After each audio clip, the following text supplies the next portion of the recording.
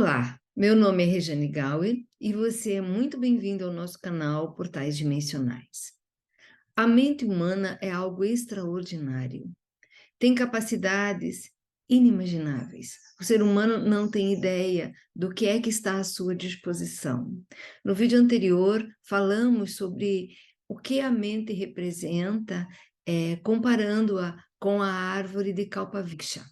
Agora veja, há muitas possibilidades, mas para se falar da mente é necessário ter a mente aberta, porque senão fica muito complicado. Não há limites para o que ela possa. Não existe limite. A mente é algo tão extraordinário. E todos nós nascemos com esse potencial à nossa disposição.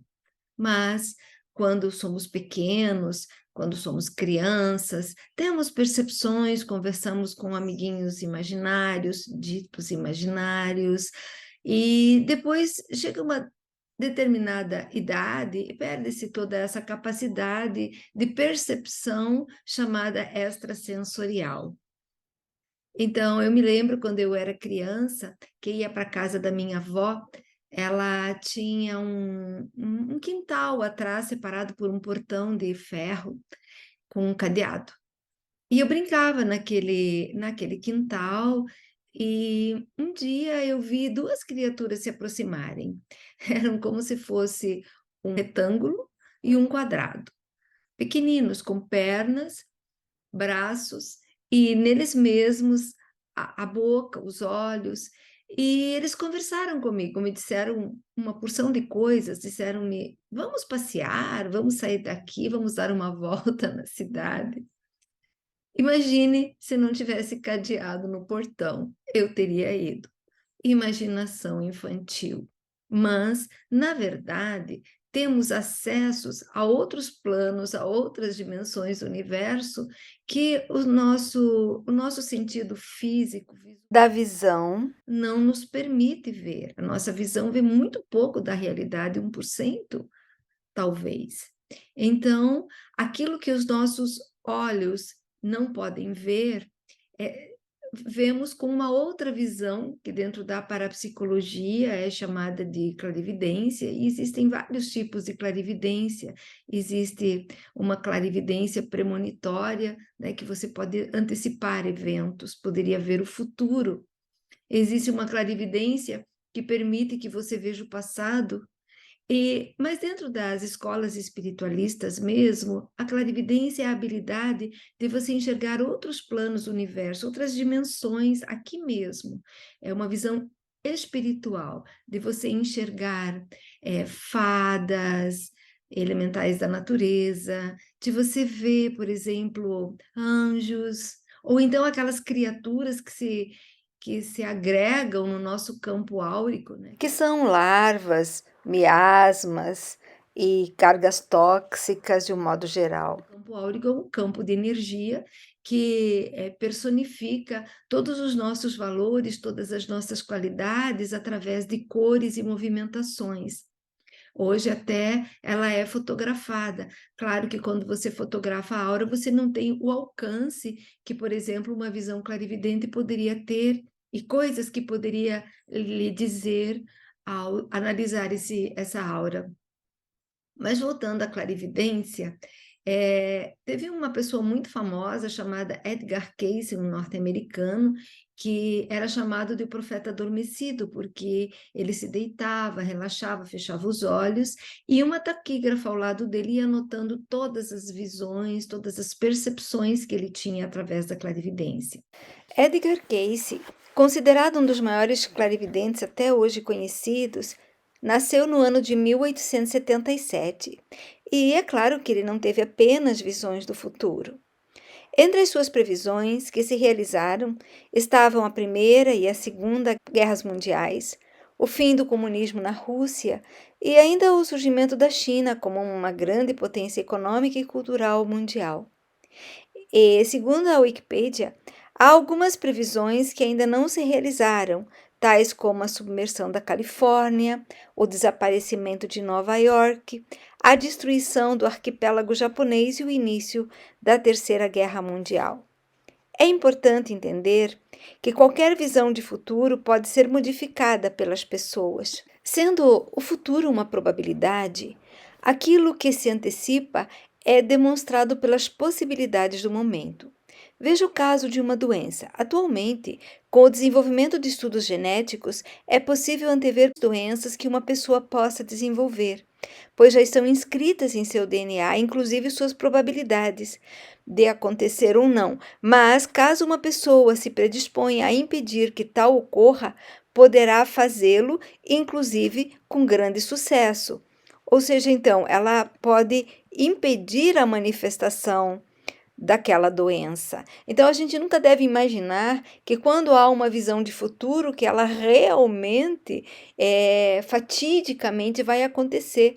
Pode não acontecer. Por isso que a clarividência do futuro é uma das mais delicadas, porque se você mudar a sua atitude com relação ao futuro, tudo pode mudar. Agora, ele não tinha apenas a clarividência do futuro, mas também ele podia enxergar e conversar com o seu avô falecido e com outros espíritos também. E isso dentro das suas habilidades clarividentes, porque uma pessoa pode ter várias habilidades extrasensoriais simultâneas, e isso enriquece suas percepções e seus entendimentos. A clarividência, quando se é criança ou quando se entra na adolescência, normalmente se perde. É uma habilidade da nossa mente, como tantas outras. Como telepatia, telecinese, desdobramento astral consciente e etc. Então, nós temos capacidade de percepção de planos do universo que geralmente os nossos olhos não veem.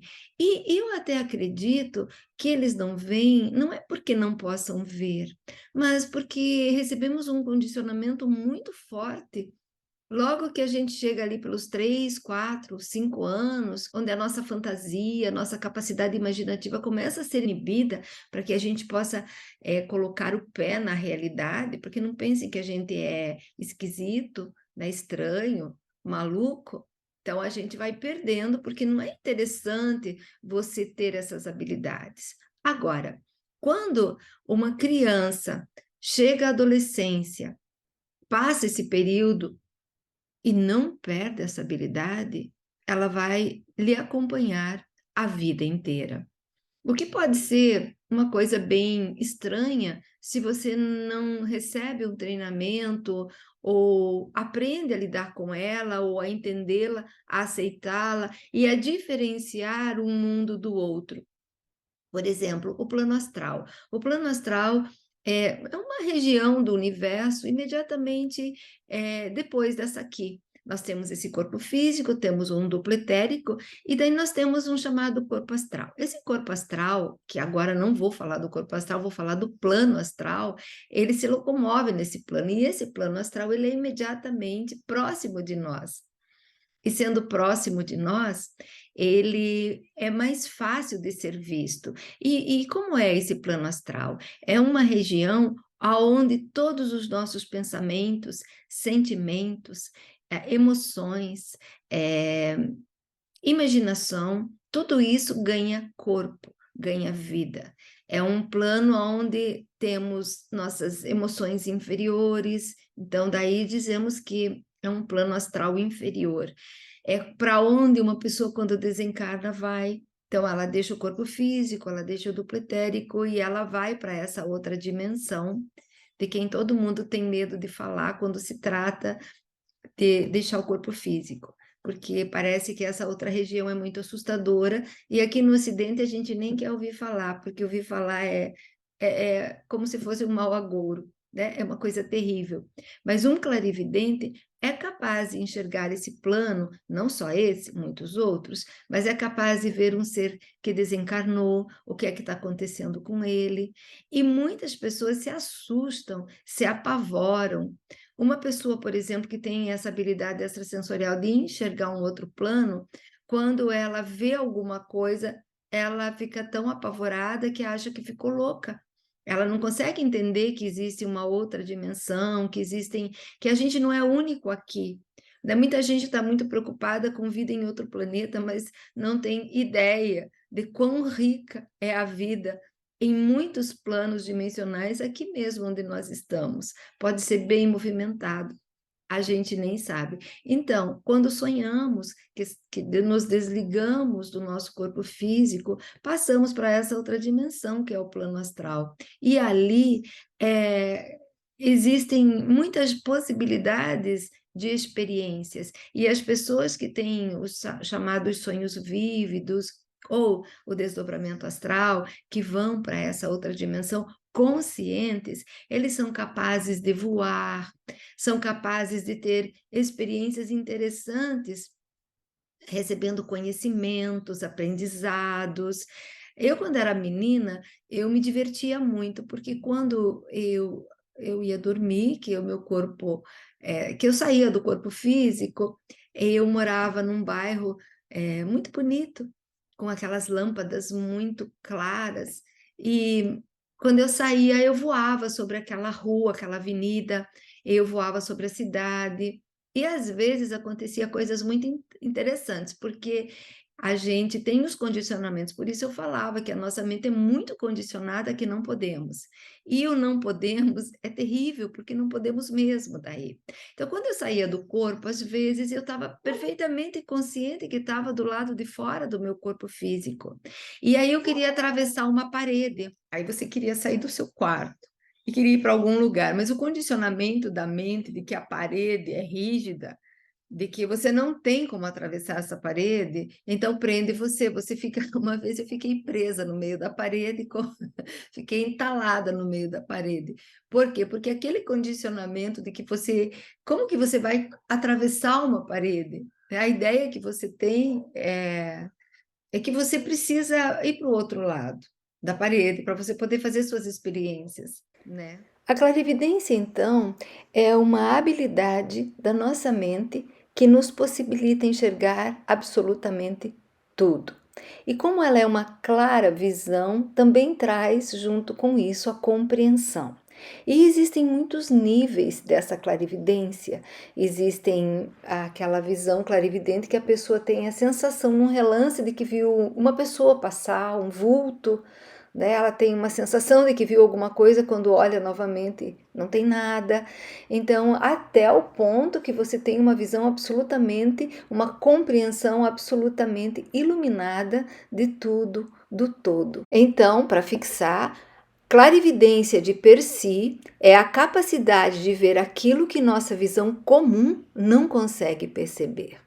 Quando bem desenvolvida, vem acompanhada de uma sabedoria e de um entendimento preciso acerca daquilo que foi visto. A clarividência pode ser ativada por qualquer pessoa. Acontece que todas as habilidades extrasensoriais que são ativadas, mas que não recebem um tratamento especial, como transmutação de sentimentos, cura de raivas, medos, angústias, equilíbrio dos chakras, pode alterar muito o sistema nervoso da pessoa. E aí essa pessoa passa a ser muito sensível, irritadiça, impaciente, ela se desequilibra bioquimicamente falando com relação a essas habilidades, o que não é tão interessante. Então é preciso compreender que qualquer habilidade extrasensorial que é manifestada precisa que o corpo físico, o duplo etérico, o corpo emocional acompanhem esse desenvolvimento, produzindo as curas da alma, todas aquelas dificuldades que temos, sentimos, raiva, tristeza, incapacidade, medo, desvalia.